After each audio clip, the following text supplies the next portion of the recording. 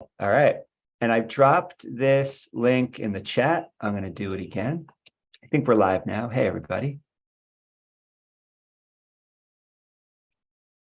It is Tuesday, the 19th of September, 2023. This is the second meeting of Gimbalabs Playground for season 3 that started last week. I'm really excited that we're all here today. Some of us are just coming from the Intersect MBO town hall, and there's some early work happening there to really figure out ways for communities to come together. And I'm excited that it feels like maybe we get to continue that conversation here in this space. And as Nori leads us to think about Odin, the Open Decentralized Innovation Network. Before we get to that, for anybody who's new to this session or maybe catching up with a video later, we have this meeting, Gimbalabs Playground, every Tuesday at 1800 UTC. You can see a calendar of Tuesdays from now through next May right here. And you can see that some of these dates are grayed out for different community events and a couple holidays here and there. But here's how it works. It's pretty simple. Anybody is welcome to present on any topic they'd like at Playground. And all you have to do to sign up is pick an empty row in this chart, fill in your name, what you want to present about, and a way to get in touch with you. And that's it. You're officially scheduled. So we'll count on you to be here on that date. Okay. Our typical agenda looks like this. We were talking before we went live just about protocols. This is a pretty simple protocol. We show up, we have 15 minutes to just connect and just share out. And then we jump into about 75 minutes of presentation and discussion. It's up to the presenter to decide how you want to balance those things. If you want to talk at us for 75 minutes, you're free to do so. If you want to give us a quick 5-minute presentation and then start a conversation, that works too. And there's just some ideas for how to do that right here. We have a history of Playground over here, some other Gimbalabs calendar events, and then there's just a community bulletin board. There's nothing on this yet, but you can think of this as like the bulletin board at your favorite cafe, where you can post whatever you want on the wall, announcements, opportunities. And then we've got spaces. This will serve as an archive, so you can see some notes from last week, and you can see the space that we'll use to take notes today. And everybody here is welcome to jump into this public Miro board, add whatever you'd like to as you participate in this conversation. Any questions about our Playground protocol? Okay, I'm going to stop sharing screen, but you've got the Miro link if you need it. And I'm so excited, Nori, to see where you take us today for Odin. Welcome. How you doing?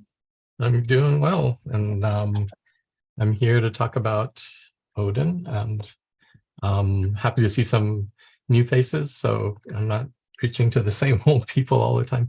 And can I share my screen? Not yet, because I forgot to press the button, but now you can. All right, let's share screen.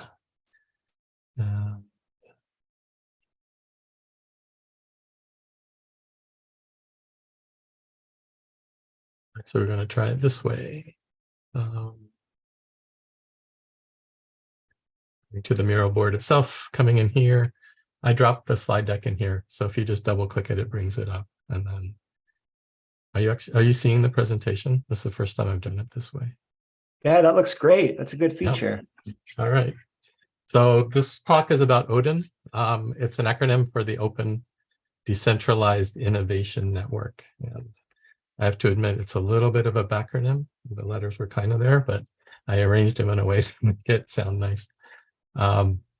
And this is always a work in progress. And even as presentations and final, it keeps being updated as we see what emerges and where things are going. This is the vision, why Odin. We believe that decentralized innovation networks will replace centralized corporations as the primary way we solve hard problems in the world. To that end, we will experiment with and mentor evolutionary organizational principles and create ways to scale through connecting high trust spaces so that innovation networks and their members can flourish. So we used to have a much more markety, speaky thing, got some feedback on it, and this has evolved recently. So that's kind of the vision. What is Odin? Odin stands for the Open Decentralized Innovation Network. And it's really not a single thing, but more of a blueprint. And open just means that everyone is open to join and participate. Decentralized, we're looking at decentralization as a core tenet. So there's no bosses, managers, or centralized decision-making. It's really the community coming together and running the thing and making all the decisions. Innovation is about taking ideas from inception to launch through onboarding, education, mentorship, funding, and creating solutions that actually have impact in the world. And then the network just means that it's not a single organization, but a number of independent groups and organizations working together in a coordinated network for a common goal. Some of the key values that we're kicking off with, and this will probably change over time as the communities decide what they want, but open source. So all contributions in the network are open and shared through open source or Creative Commons licenses. Sustainable, we really want to figure out ways to make the network sustainable. So to solve that, working for free or volunteering kind of solution is, once this is up and running, we hope that we're able to bring money in some points and then be able to fund the activities of the whole network in some way to keep it sustainable over time. We've talked about evolutionary operating systems, and governance of the network will be done through some kind of teal-based open source methodology. And right now we're looking at Sociocracy 3.0, which I'll go over in a little bit. Another value is community. We create community and high levels of trust through relationship building and human connection. And emergent, the network builds culture and mechanisms to sense opportunities, resolve tensions, and co-create new possibilities that emerge from the interactions of the whole. So it's always a changing, evolving organizational structure. And Odin really has two primary drivers. The first one is enabling organizing for radical decentralized collaboration. And our experiment is using evolutionary organizational principles like Sociocracy 3.0 to achieve that. And then the second one is scaling communities of trust. And we're really good at building communities like Playground, like Swarm, like WADA, where people come together and there's high levels of trust built up, especially in this ecosystem. The difficulty with that is you really can't scale beyond dozens or maybe 50 people and may still have that same feeling of trust with the whole group. So one way to experiment of scaling this is through something called space trains. And I'll get into that in a little bit as well. So the initial seed structure envisioned for an innovation network is to have these 5 general areas of activity. There's the onboarding and community. So that's bringing people into the community, introducing them to the world-changing technology systems and products we're building, and then building and maintaining those communities and creating spaces where participants can find meaning. The education space really brings people through the journey from being curious about the ecosystem to being a valuable active contributor through education and hands-on learning. The build circle is the middle, is the build space. That's where creators, builders, projects, and ideas take shape to go from concept to working prototype and from idea to product. And we believe that builders also need spaces to collaborate, share knowledge, and build community. Cross-pollination and intermingling of talent is one goal of this space. The fourth space is the growth and sustainability. So that's really looking at bringing in mentoring and coaching of ideas, peoples, and organizations to add capacity and move from exploration to launch in a more mature way, and really to guide the whole of Odin towards sustainability, whatever that means, be it income or work-life balance or whatever it takes to make it sustainable so that we're not sprinting and being exhausted and burned out at the end of the day. And part of that is really connecting promising ideas and groups to funding sources, partnerships, and collaborations, because that serves the whole network. And then the last one is governance, and that's to explore and experiment with methods of collaboration, cooperation, decentralized decision-making, both on and off chain, and really how we make decisions as a network. And this is just a really high level kind of mural board that was created to look at how Odin can serve as a mechanism to create innovation ecosystems. And really, you can see the why is to build decentralized innovation networks to replace centralized corporations as a primary way we solve the hard problems of the world. And we do it through creating a space train of onboarding, education, build, growth, sustainability, and governance. And there could be scaffolding to initialize the space train and network. And this kind of gets to an earlier conversation we had about Intersect and how they can put together that scaffolding and yet not stifle the community. And this is one way I propose it could be done, is to have an onboarding scaffold circle. And I put the word scaffold there on purpose, taking it from Andamio's concepts, is that you can have some kind of initial scaffolding groups that are brought in to really think about these problems and solve them. But then when you get to the final governance stage, you want to replace the scaffolding, those centralized groups, with community-defined circles, and really have a mechanism to do that. And the whole key is to have built-in mechanisms of obsolescence for these centralized scaffolding when it's needed. So that's one way it could be done. So we'll get into that in a little bit. So two of the key concepts in Odin's are space trains and evolutionary operating systems. Let's talk about space trains first. There's a video here, and there's a link that goes to this video called Redesigning Society Based on Meaning by Joe Edelman, and that was fundamental in the kind of thinking here. And his main concepts are around the way we've scaled to date through Web 2 technologies has come at a price, and we've done it through stacking strangers, which means the more people that you can get onto your platform, the better, the more successful you are. But it comes at a cost, because all these people that pile in, you don't have any personal connection to, and they're basically strangers. And because of that, we start to lose meaning in our spaces.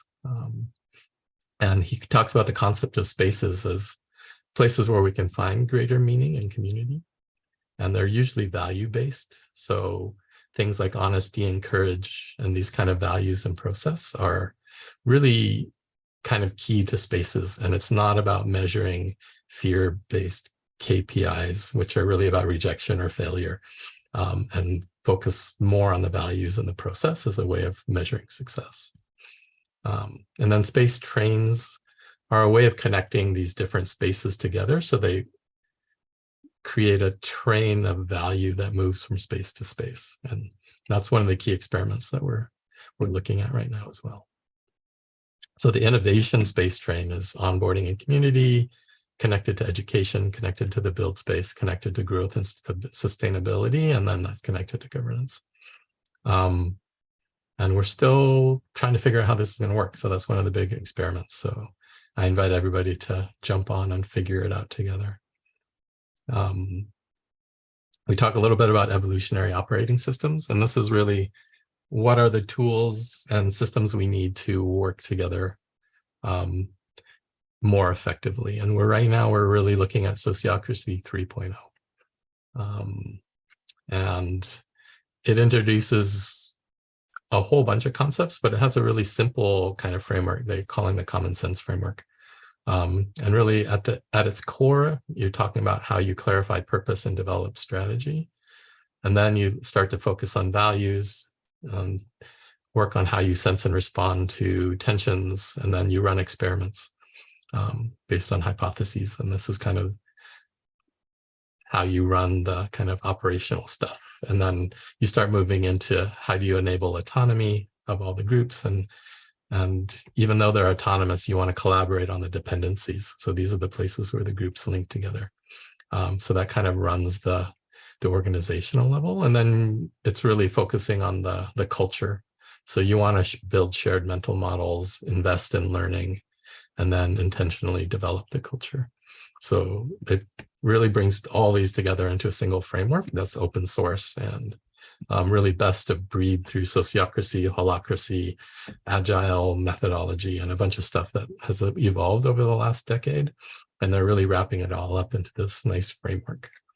And I'll go through this pretty quickly, but they have 2 principles for orientation around the clarify purpose and develop strategy. There's the 3 principles for navigation, which is focus on value, sense and respond, run experiments.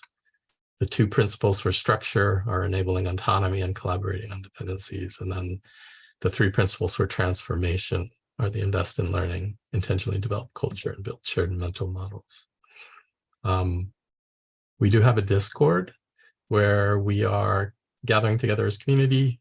You can join here on the link. And then I'm going to skip that one, but just a reminder, we do have 2 Fund 10 proposals. So we'll find out this week if any of them got funded. Odin is really looking at onboarding for evolutionary organizations, creating a primer for DAO contribution, and then space trains and metadata, scaling our communities of trust. Yeah, so to summarize why we're here, are to create greater levels of collaboration, communication, and community in an emergent open network space.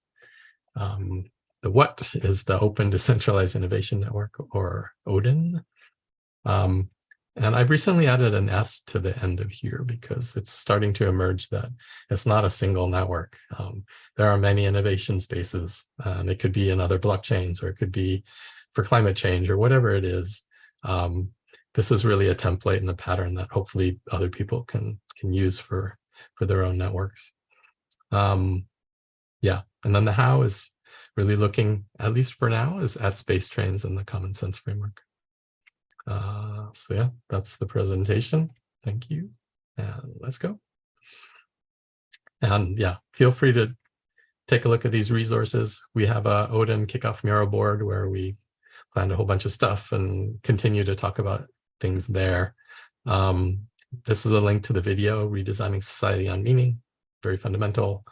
There's an interesting video from Daniel Schmachtenberger at his talk at Emergence. And then link to Sociocracy 3.0 and the Common Sense Framework. And that's it. And I guess at this point, it'd be awesome to open it up for conversation and thoughts, feedback.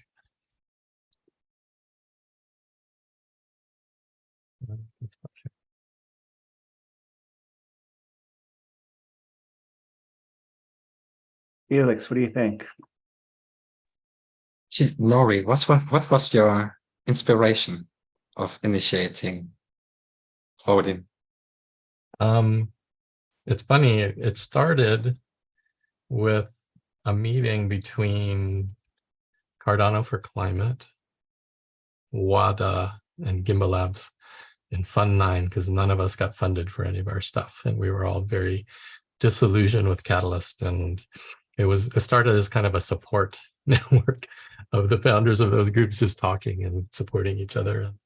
And we kept going week after week, just meeting and talking, and how we could do things differently, how we could not be so reliant on Catalyst to make an impact in the world. And it evolved over like months. It took a while and a lot of different ideas and things, but I think it's so interesting that it's aligning. Like there's Odin, and Bridge Builders just went through their why statement, and that's really around creating innovation ecosystems too. And Andamio is also looking at ecosystems as a primary customer. So everyone seems to be aligning on this kind of thing, that we need to do things more differently.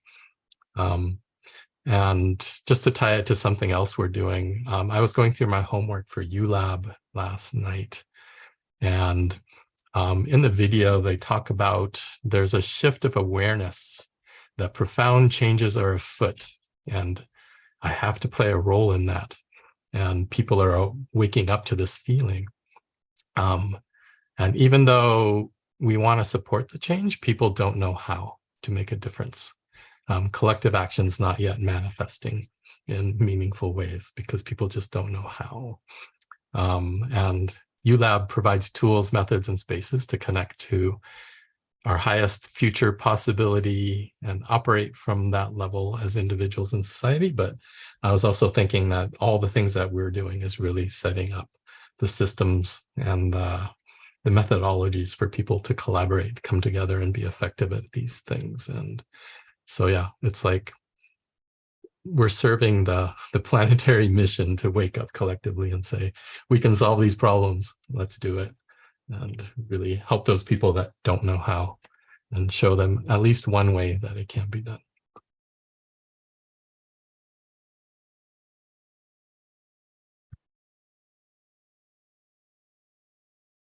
I like the plural networks, and I like your emphasis on at least one way right there. That's such a good, those are great little signals to practice including.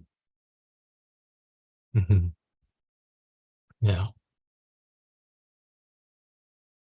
I'm totally cognizant that a lot of this is new, a lot of it's emergent, and nobody has the full picture. So we're each doing our little piece to try this experiment here and try this here. And yeah, eventually maybe we'll have a whole bunch of ways that people can organize and collaborate that works.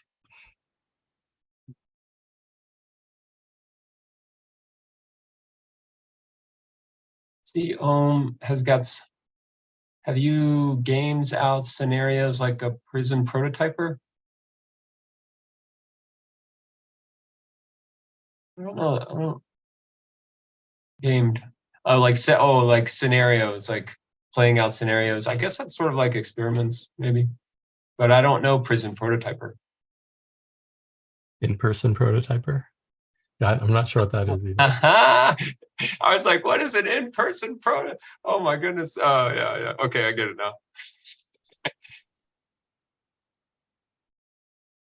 now. But yeah, we're just getting started. We have weekly community meetings. We've recently expanded it to include the Eastern Hemisphere as well. So we have 2 meetings today, actually on Tuesdays. So the next one is at 2100 UTC, which is our Odin Sociocracy Study Group. And then after that, we have our Eastern Odin community meeting at 2200. So yeah, we're just getting started. We're getting people into the conversation, and the experiments are just starting. And then this week we find out if we got funded for anything, which will be exciting because then there's actual like incentive for people to get involved and not be 100% volunteer. But yeah, we're still figuring out the sustainability part too. Yeah, let's could you talk more about the sustainability? There's actually two ones. The sustainability just crossed my mind, but also the trust network. Like because I feel like that's where it overlaps with blockchain. Is that in the same world? Yeah. Sustainability is a big topic, and we're looking at when somebody wants to set up an innovation ecosystem, they usually have a fund or a treasury or something that they want to deploy in some way to change the world. And that's why we're really focusing on ecosystems and networks like that, because they are sources of funding that have this all potential energy, and they want to see it transformed into real world impact. And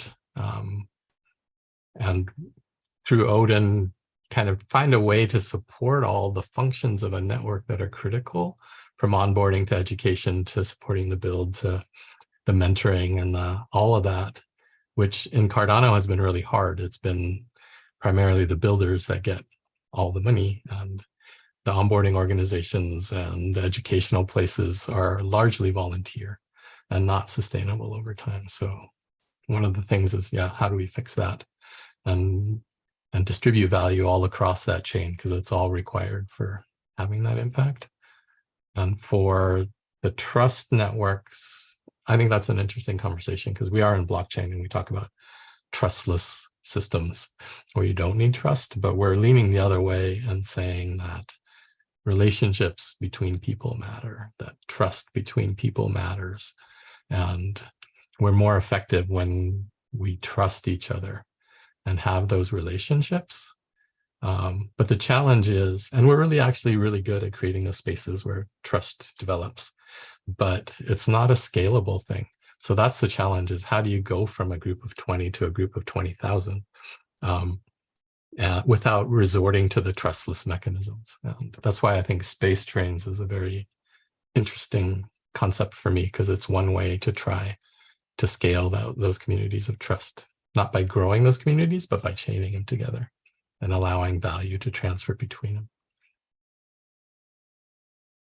I love that, the scalable place where trust develops.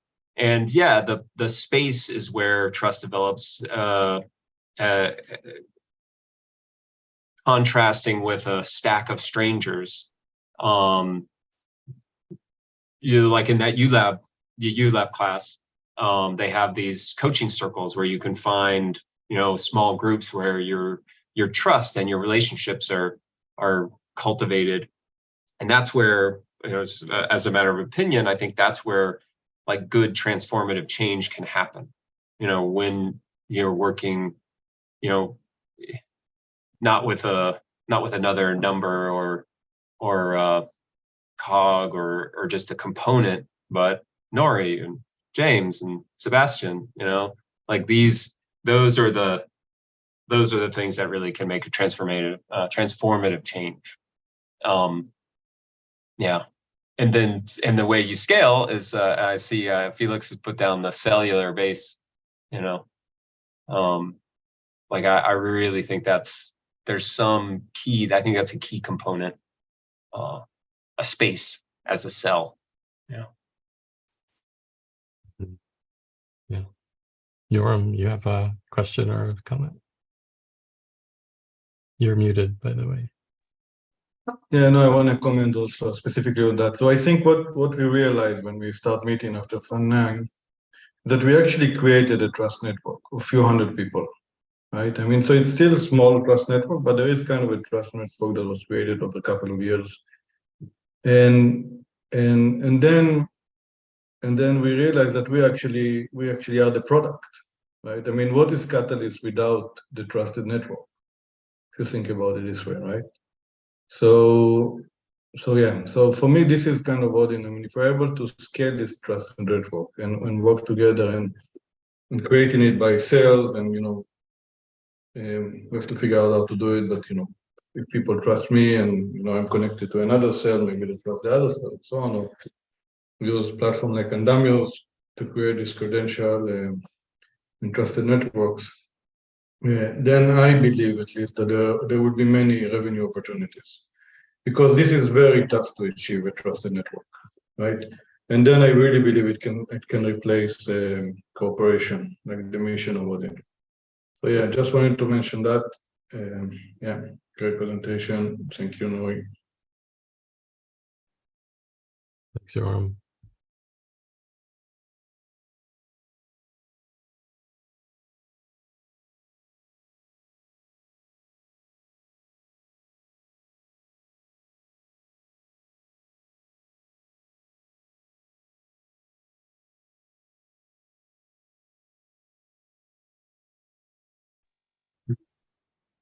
I was just thinking about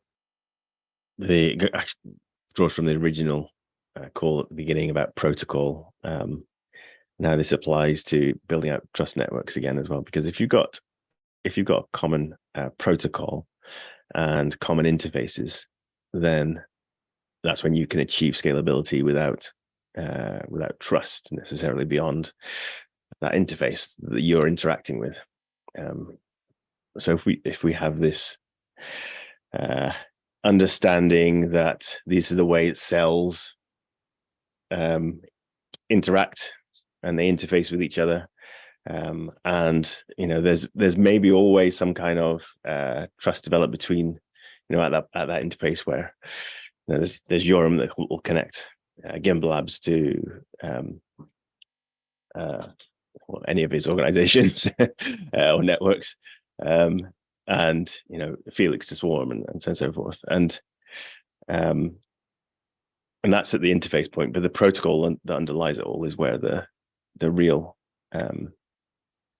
understanding has to be. There has to be, and again, sort of going back to the intersect call as well. The protocol will define the why, like Nori said. If we've got a why, a common why, that we're trying to achieve something or do something or build something out, then it's very easy to develop a protocol that conforms to it. But without that common why, how do we achieve any kind of aligned purpose? So yeah, protocol and interface, kind of how they interact with each other. Interesting. Yeah. Felix. Also on the why, also referring to this bridge builders exercise where I just went through this why statement, where I advocate this statement, like the collective why, I don't think that it's that important actually. I think an environment where individual whys find a place to reflect and to manifest might be much more important actually in this regard. And this could be the why even, but it's more meta why. And to allow the individual to say, hey, I don't give that much shit about what we do collectively here, but I care a lot that you are able to define and develop and explore your own why. And this for everybody. It's for me then, like, and also this always emerging thing, like a why usually changes over time. Why I do things now might differ greatly from what I did 10 years before or 20 years ago. Then also to this, when we translate this why into the cellular-based model then as well in this regard, I think on a human scale, one problem what we have usually when we build stuff, we love the stuff and we want hold to it. And we say, yeah, that's my stuff and I want to make it survive. The cells don't survive. They have a quite quickly self-destruction code already embedded in the design. The beauty of their resilience is that they are able to go through the mimosa, right? That they are able to duplicate and replace themselves through a new cell then actually. I think this is something where now this trust is insanely difficult to relate in this actually, because it goes a little bit against the human nature of the thing as well. Like, no, I built a house and this house is meant to stay here for fucking hundreds of years and all this stuff. But yeah, I think again on this why, like emerging and evergreen, ever-changing why in the cellular base is, from my perspective, something, from philosophic perspective, something really deep and beautiful to explore actually. So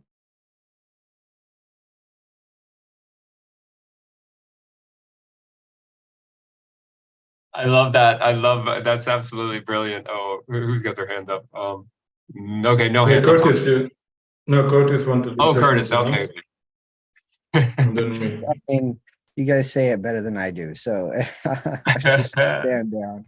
It was all very similar thoughts, and I love what's being said. I did have a question with one thing Jonathan said about the fact, I mean, at least what I took from it, the key to having a trustless system is that there was a structure, that there is a provided nuance in how things interact with each other, an interface, and how the different parties interact with each other.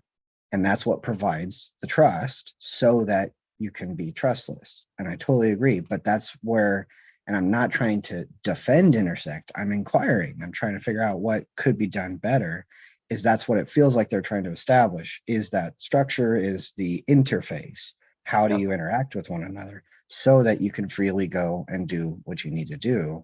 And I'm just trying to understand that, the dislike.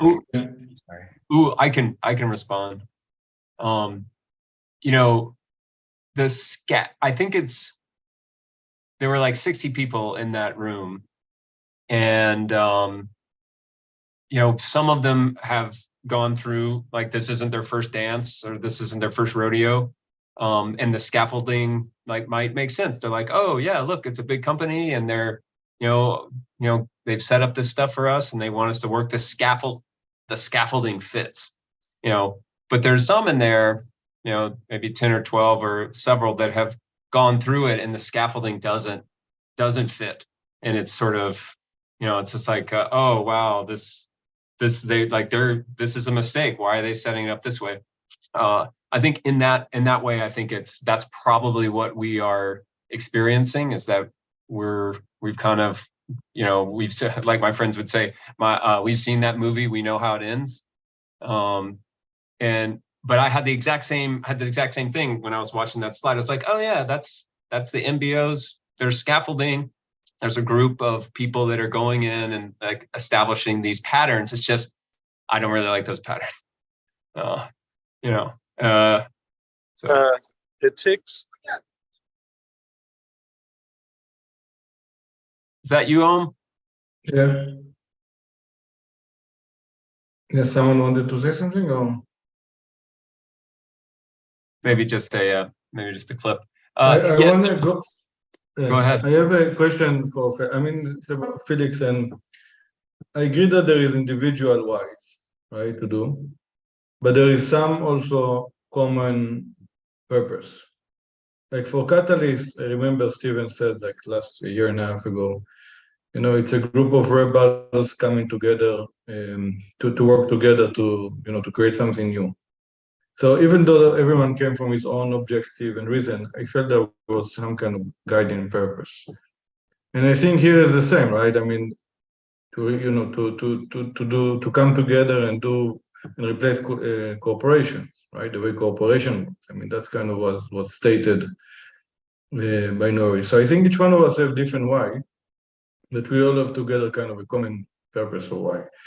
Does that make sense?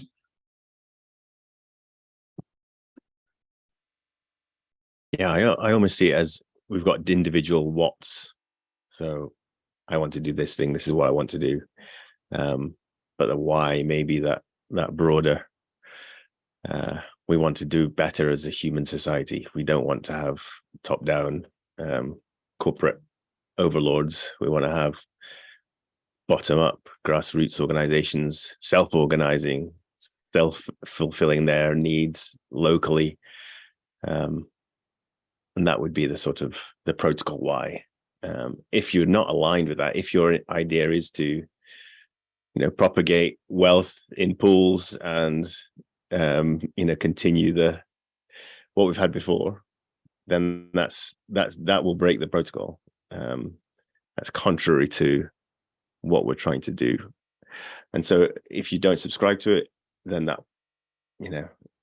there's, even in that though, I then try and think about, we've got to onboard all these private organizations. We've got to have a transition of knowledge and power and wealth from Amazon to small infrastructure providers, from Google to small knowledge holders. So there has to be that. We can't just have if we're going to achieve a smooth transition of that power without war, that's what we want to achieve. Like, because so far humans, the only way we've had that transition of power previously is through violence. So yeah, the protocol has to have a common why, and has to have a direction and achieve its methods without violence. I'm staggered again. I keep thinking about Google removed the do no evil from its mandate. How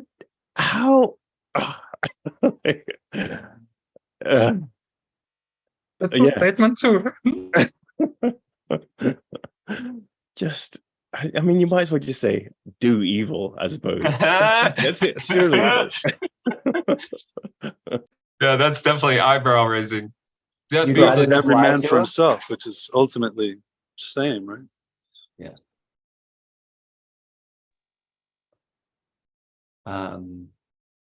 John, I really like how you're building this distinction of like grain sizes of whys, and it's interesting to be thinking about, like these personal level whys, these protocol level or network level whys. And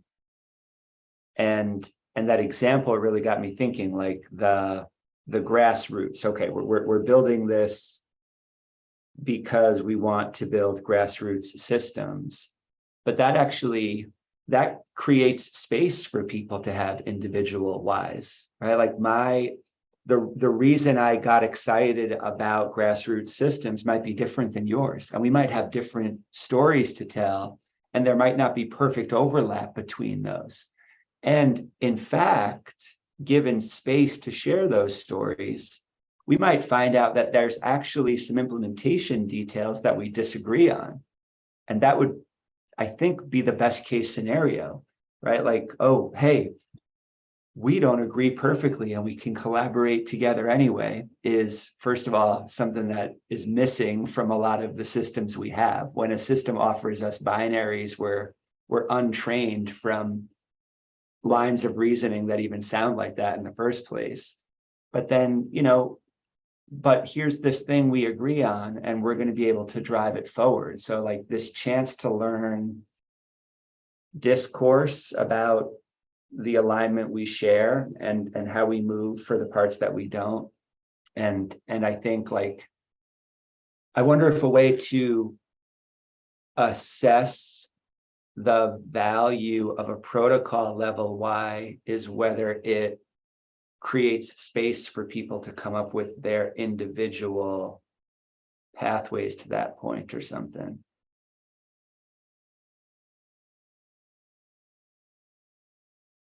Something that I think we do need to consider it. And I think there's a saying that says power is never given, it is always taken, and speaks to that violence. Without revolution, there is no change. And I think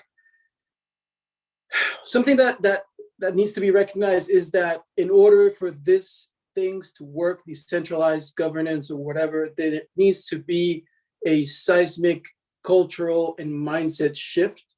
And I think it's something very relevant to what Felix said about the transience of roles. We have been conditioned and we are used to a certain way of things being. And one of those is the safety of playing a role, a specific role where you feel safe, where you feel comfortable, where you have experience, where you have expertise, you have authority. And the fact that people like the people that intersect would need to acknowledge that the role is transient and transitory, and that they need to be aware that this needs to belong to everyone, not just to them. I think that somehow is that, to me, that would, like Yoram said, that would create a sense of insecurity. It does not really fit to the model that we're currently using, but I think it is necessary for us to understand that it belongs to the commons. If you don't put it out there for the community, then it is not of the community. It is of a very few, select few that direct, decide, and set the agenda. So that I think that is something that we need to, it needs to be acknowledged that in order for us to use our full capacity, we need to be outside of our comfort zone, outside of our expertise. We need to try different things, different roles, which is part of, I think, a decentralized, self-governed, self-structuring system. Is I need to wear different hats, and the uncomfortableness that might, that just comes with it, right? It comes with the territory, but it also gives opportunities. And if you feel safe developing those different roles, which I think is the point of working in communities as you decentralize,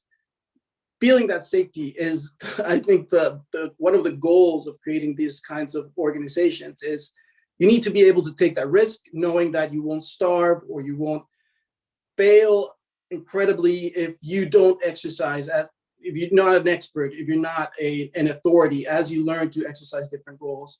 And I think people will need to, if you're not going to take it by violence, you're going to need to give up a little bit of your power, a little bit of your authoritative power to be able to say, like they said today in the meeting, I don't know. I have no idea how to do this. I need your help, without thinking, well, I'm going to get fired. I'm useless at doing this because I'm not an expert. I don't. And the reality is, not many of us really know how to manage a decentralized community, decentralized governance. Governance itself is like the hardest thing ever. We fail at it every time we try.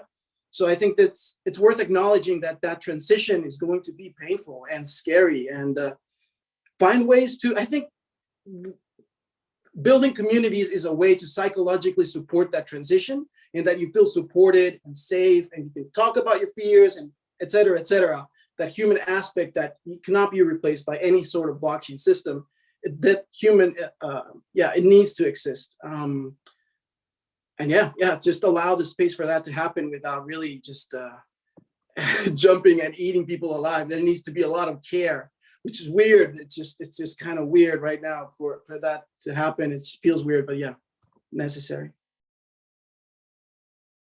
Yeah, I totally resonate with that. I think it's important to create those spaces where people can contribute, feel safe, and try new things. I just added 2 things to the Miro board that I just wanted to share from Reinventing Organizations. And it talks about what if power weren't a zero-sum game. If we could create organizational structures and practices that didn't need empowerment, because by design, everybody was powerful and nobody was powerless. And that's kind of, when we talk about teal, we're looking at these kind of ideals. Or there's yet another way to make sense of the achievements of teal organizations. They're fueled not by the power of human will, but by the much greater power of evolution, the engine of life itself. Evolution is a formidable process that brings forth unfathomable beauty and complexity, not through a grand design, but by means of relentless small-scale parallel experimentation. Evolution is not a top-down process. Everybody is invited and is needed to contribute to the whole. And I thought that was a really kind of some of the key statements of what we're trying to achieve here is, and I think that's also why there's some community backlash or reaction to kind of this top-down design of Intersect. Is it doesn't feel good for the community to be invited to participate with the structure already set up, with the committees already set up, with the town halls already following a set pattern. It's like, we want to be invited from the beginning so we can contribute in our own small way and do a bunch of small experiments to really figure out what works best.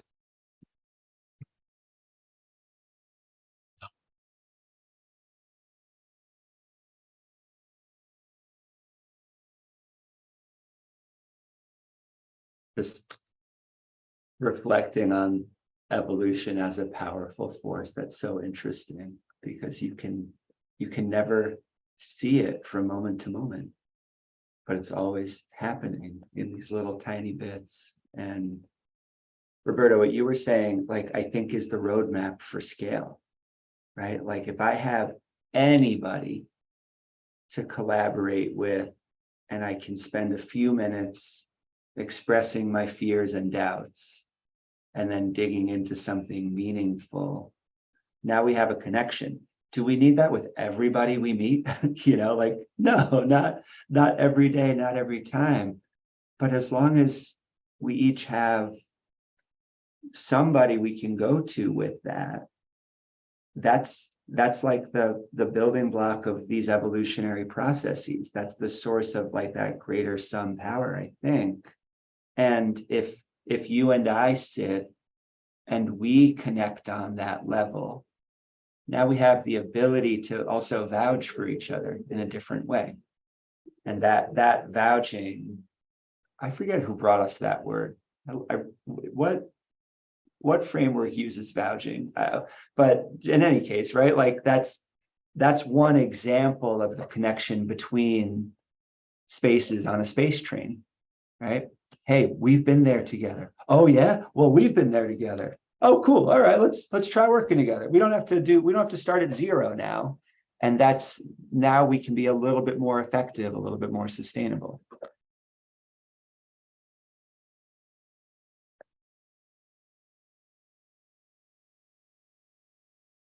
Curtis.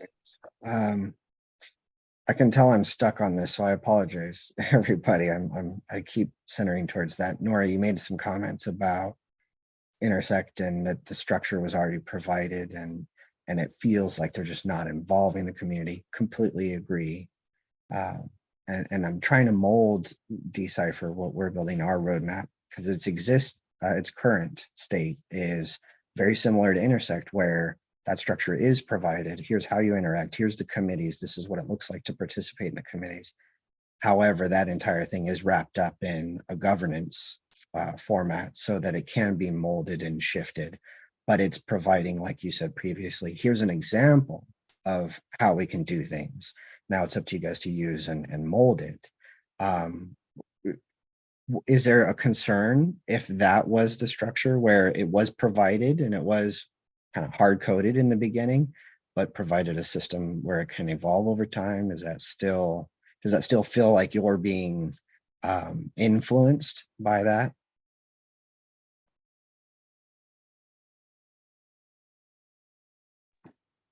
That's so interesting because I think that's exactly what's lacking with Intersect. There is no governance mechanism. It's just being talked at with no really channel to say, well, like Felix said, why don't we write a proposal or some sort of statement, but they barely know how to include other people. They're just like, oh, there's the link that you can use. Where is that link? People have trouble finding it. People have trouble finding the Discord. So that's really interesting. I think maybe my attitude towards being spoken to just like that would be, yeah, but this is just temporary. Once we kind of get settled, there's going to be these mechanisms, and maybe they are going to be. It's just not being communicated that way. And I think that's really interesting. That's sort of what works. That's how governance work. You can sort of in a very asymmetrical way, but you have, let's say, a way to change the system if you don't feel happy with it. That's yeah, I think that's interesting. I just want to bring in this from the ULab 1X course Nori and I are taking. I just listened to one of the lectures on listening, and that Otto Schammer, the professor of the course, is like, he's like, typically, or in this older model, this older protocol, this different song form, like that the leadership is about vision and like setting up a structure so that people can follow, and that this is sort of he's like, what we want to do, or he suggests starting with listening, that really and just like the 8 forms of capital, he breaks down listening, like listening from like an egoistic sort of, like with a binary operating system, is like, oh, is that fit or this not fit? And you can kind of listen that way. You can listen empathically. You can listen in all these different ways.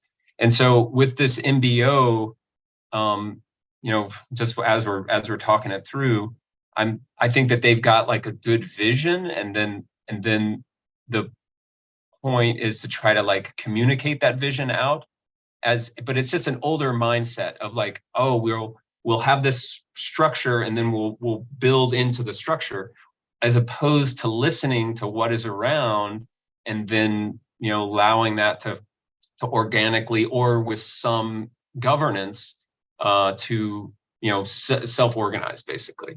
But all that is to say is I think that the mindset, and I'm not saying that they're doing it badly or whatever, but it's just coming from a mindset of that older model, and we can feel it, and that might be what's kind of got us like, this like doesn't feel right. It doesn't feel right because it's coming from a different. We're just in a different spot. We're evolutionarily, like, not to say that we're more or less evolved, but I just feel like, they're doing it in a way, and we're responding in the way we're responding.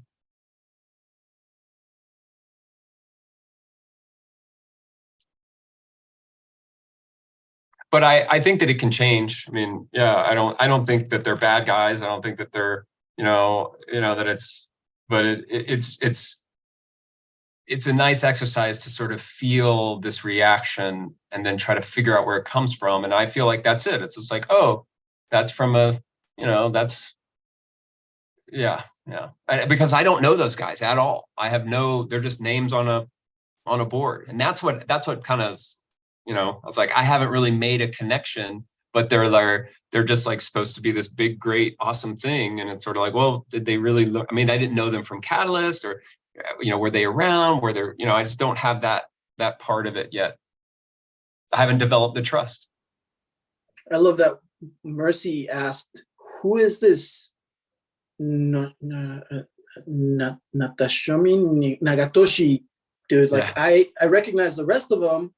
I don't know who this person is. Why don't they start by introducing themselves?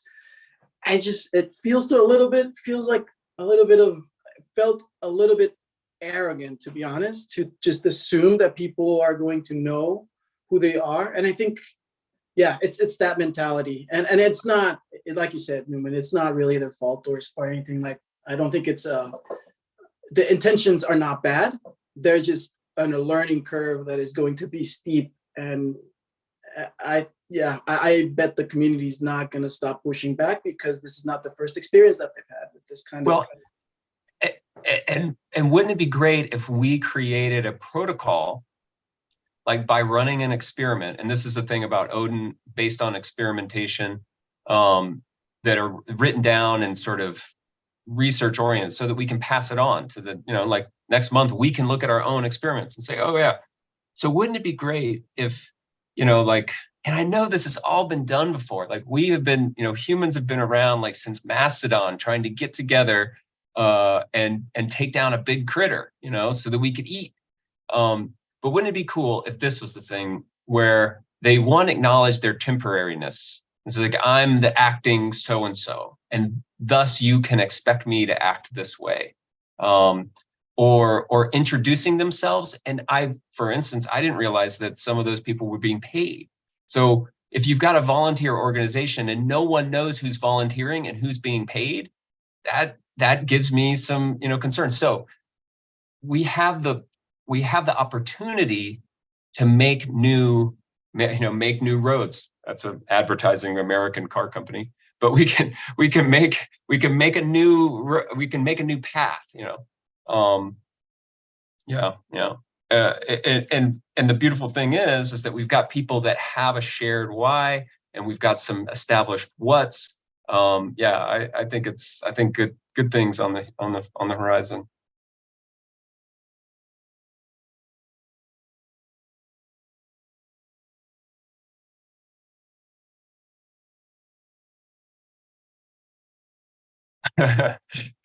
Felix just volunteered us to run their town halls in the chat.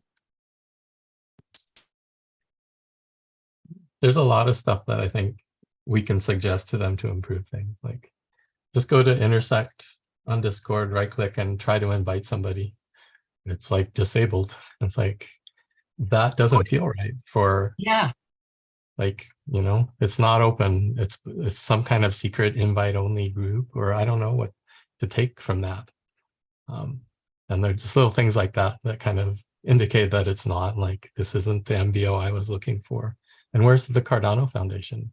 They're conspicuously missing, and not a part of Intersect. And why is that? And yeah, just all sorts of questions. And still hopeful, but yeah, it's not off to a great start. That Discord approach almost feels like body language, like step off, it's horrible. Yeah. I don't know why they chose that. Ooh, body language. Yeah, exactly. I guess that's what it is. Like, in this, in this Zoom, two-dimensional world, like, those are the body language things. This Discord invite is, I get the feeling, and I get the feeling that there are like hidden channels on the Discord, and you just walk around, you're like, where does, I guess I'm just not, I just. Why was Maestro presenting today? Where did that come from? And how do you get up in the stage and promote your organization? Not that I have anything against Maestro, but I never, in the communication, they just like, oh, they're going to present, but why and how? It follows from the model. Hey, we've got a town hall coming up. Uh-oh, we better fill the agenda. I know. Let's get some community members on the agenda. Great. Let's pull it, right? It's a product of that older view that Nori was just referencing, right? Like, and we're all kind of recognizing this. It's not an ancient view. It's a recently outdated view. of inclusion, but it's quickly becoming impractical. Yeah. So there was really no process of asking the community. It was just a matter of one of them turned around and asked the maestro, would you like to Let's participate? highlight somebody. Let's get them up on the stage, right? But Yeah. if you're starting from the supposition that there's a stage and an audience, that's a reasonable outcome. But we have to break the stage first. Oh yeah. And breaking the stage, actually, I think there's one thing we as community, I mean, we created a bunch of projects and communities and ecosystems which matured into companies and whatnot in this regard. One problem what we have, we all struggle in translating this actually into business, making anything sustainable out of this. I think a psychological effect of this is that we under-evaluate ourselves, right? You say, oh shit, is all the stuff what we actually build, is it actually worth it? Because it's not recognized yet as such. And I think from this position, we do yet feel weak to actually really push on our stuff because we didn't have this return. It should really empower us and show us, hey, yeah, that's really a thing. And no, it's definitely not volunteer. That's professional work and you should be paid for this. For example, I had this really beautiful experience with Swarm and Singularity Net, where we first brought in, for example, cool, deep farming town hall. Yeah, they want to have this. Submit as first as a proposal. Now it's paid by Singularity Net Foundation. And so also is paid to facilitate, organize this. So when I reflect this to myself now, I see, oh, okay, wait, but Town Hall also in Catalyst, the very first town halls which have been set up by a community when we did this was paid by IoT. Like, it took them more than a half a year to pay this shit, but hey, okay, why did we actually move away from this, right? And so what this makes to me personally over time is that I say, hey, okay, that's not a lot, but it's this already. And I feel much more professional in this regard now, where I feel much more strong on my side, simply to say, hey, this is something what we can do, because I had this positive return on this. And it's for sure not massive funds, nothing what would be in any way sufficient to pay, let's say, a real full-time team or whatnot. Like, I think this is something, I think what we have to learn a little bit from ourselves to say, wait, these are professional services, and we should maybe stop to ask for stuff. Simply say, hey, no, we claim this from you. You say this is community driven. Do you have fucking no idea about the community? Let's be honest. Sorry, IoT, you have still after 3 year catalyst fucking no idea about the community. Very sorry for this. You're great people. But on some regards, you're quite incompetent. And we have a massive competence in many regards. I think we really sometimes need to power each other up a little bit on this as well. Say, hey, no, go for it. Don't ask for it. Do it. Create your legitimacy not by asking for it. Create your legitimacy by claiming it, building it. And create a legitimacy not by, okay, IoT now recognize we are professionals. No, it's the community who has to decide this. And the actual real benefit from what is created while doing this. I think there we still have something to learn on ourselves and see that we actually have much more power than we might believe. I agree.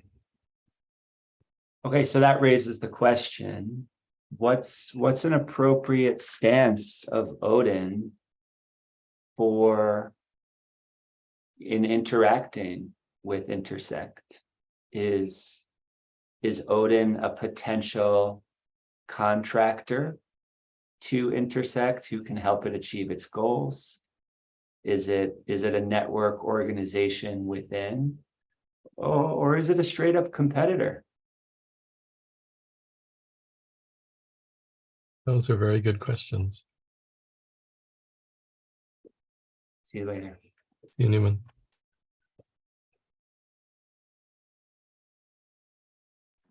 We are the reform committee.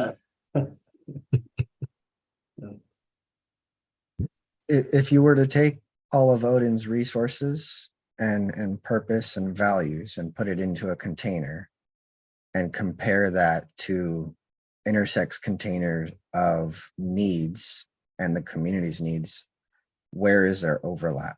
Where can we take, the resources within Odin and have the highest impact in intersects roadmap to benefit the community?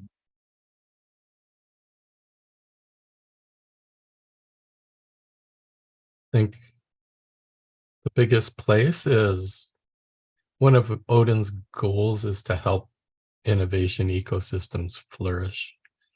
And I think Intersect needs help there. And that whole part about the human connection, the building the trust, the relationships, all that magic that happens when people get together for a common purpose in the right way. Seems to me, it feels like it's missing or is not being done in a way that could totally unleash all of our energy and potential and collaboration. It seems to be there are mechanisms in there that ratchets down my enthusiasm to participate rather than opening it up. And I can't quite put my finger on it other than I see small things like I can't invite my friends to the internet server, Intersect Discord server, or when new committees are announced, I never got the memo that I could raise my hand to join that, or how did it happen? And those kind of things are all little things that kind of diminish my enthusiasm and wanting to participate. And so I don't know, that could be something we bring is a different way of organizing, a different way of relating to community, a different way of making those human connections and relationships and making it more meaningful for people to participate. I think we need more facilitators and less managers or speakers. I think people need to understand the role a little bit better in building communities. I like that facilitator words matter. I was just thinking like town hall is not necessarily the best term for a members meeting. Like it should be called roundtable or something, because you go to a town hall and someone sort of gives you permission to speak. But if you're a member, you sort of raise your hand because it's going to be it's going to be your turn eventually, but no one's really no one has the authority to tell you to be quiet or to let you go on stage or not. But regardless, I feel that I don't know, this is just my opinion, but if anything, they need to build the capacity to be facilitators and understand that role, as opposed to managing a community or managing a project, which seems to be what they're trying to do. Is just setting an agenda, making sure the objectives are accomplished or whatever, and just driving it forward, instead of really, like Newman said, just being able to listen and build from that bottom-up approach, I guess, would be one of the things, like the key thing that seems to be missing in a community that seeks, like if you're building a community, I think the first thing is to be a facilitator of discussions, facilitator of agreements, of consensus. Yeah, I would say that would be a good start for that initiative, which is something that I think Odin Nori particularly does really, really well. James also does that, like live coding every Wednesday and Thursday. There's sometimes just students set the agenda, students set the priorities, they decide what they want to do, and it works perfectly well. Yeah. I think this is part of the problem that occurs when you create a structure and then trying to fit people into it. And we're at the cusp of a change in our sensor technology. We needed governments and groups of hierarchies to govern for us, because we didn't have timely, accurate reporting from every single sensor. But we do now. We can compile what people's wishes are. So the need for that structure is gone now that we can just display what people want and then manage resources accordingly.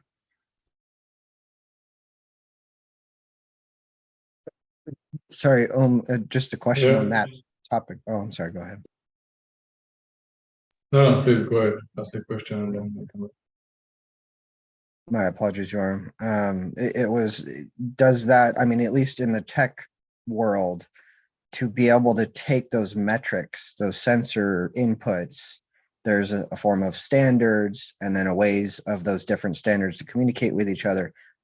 To me, I'm translating that as a structure. So can this work without, say, an underlining infrastructure, scaffolding for that? Well, there's got to be a playing ground. You can't talk on the phone without phones. I feel like the point of this tool, whatever it is to be a facilitator by its effect, but not necessarily designed specifically to copy the actions of a facilitator. So having a place where people can share messages and basically go about their regular life. See, the thing that gets me about structure is that we say, hey, here's a governance place, and y'all have to come over to my Discord server to talk about governance. And you got to go over there to talk about this other aspect. You got to get in line to wait and talk about it. But in the meantime, every single participant has a whole body and mind full of needs and desires and things to offer. And I keep coming back to this, like rather than create the structure to go fit your comment into, why can't you just comment and believe in what you believe in and talk about what you want to, and then that would be the form of the structure, the compiled needs, when it's a community thing, and individual needs when it's just, you're on your own. But a community is able to come together with shared needs, and solving that needs problem is a whole project of its own. But we don't need to vote on it if we're already all voting by our participation in the whole system. Yeah, great point. So I think maybe we need to come to them and say, okay, we are the community. Odin is the community, or at least a big part of the community. And whenever they refer to the community, first of all, they need, they cannot, because it's very easy for them to say the community, involve the community, engage the community. It's kind of very generalized word, right? So if we come to them and tell, okay, as Felix actually suggested, let's be precise, then a little bit push for it and say, okay, we are the community. So if you want to speak for us, involve us. That's number one. Then everyone is welcome to join, obviously, the community. And if other community wants to emerge, that's fine as well. But at least if they speak about the community, they need to consult with us. They cannot just say the community, things like that. That makes sense? Yeah. It's a great place to start. Yeah. So Odin will be the community for them, right? It will be Unless someone, for them. yeah, it's for us. Huh? Right. It's one example. Yeah, but yeah.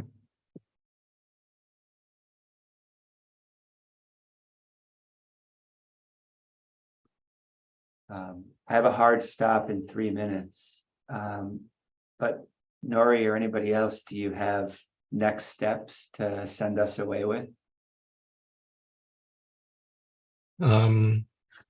If anything in this conversation or the presentation has been interesting, I invite people to join the Odin community meetings. There's one actually coming up later today. And we also have a new S3 study group that's also launching today. So if those concepts are interesting to you and you want to embody that practice, come join us. All the details are in the events section of our Discord server. And then I'm just trying right here to see if I'm able to make an invite link to it looks like I can, to the Odin Discord. Great. So there it is. we are an open community. So yeah, definitely join us there. It's an evolving conversation, and we'll look forward to seeing the Catalyst Fund 10 results and then move on from there. Catalyst is not what we revolve around, but it is something that we did participate in. So we'll see how that goes, and then we'll continue the conversation.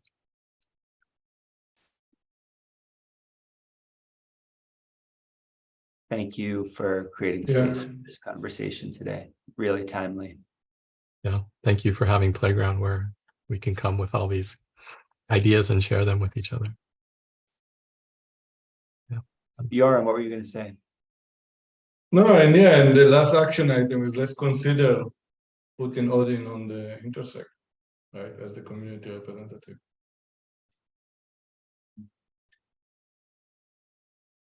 A great prompt. Mhm. yeah, that's an interesting conversation, and I would love to dive into that deeper.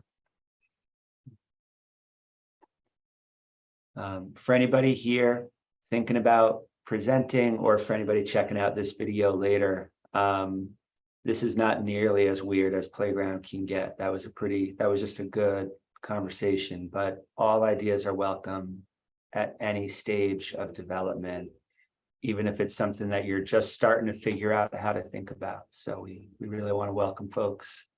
Come on in, come to a meeting, come see what's going on, and you see the Miro link. You can jump in there and schedule a time. We've got Kanma next week. Vinay is on the schedule with the Kanma team, so that should be really fun.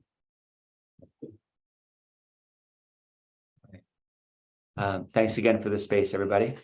See you at Odin or sometime soon. Cheers. Thanks, everybody. Amazing. Thanks, James. Thanks, home.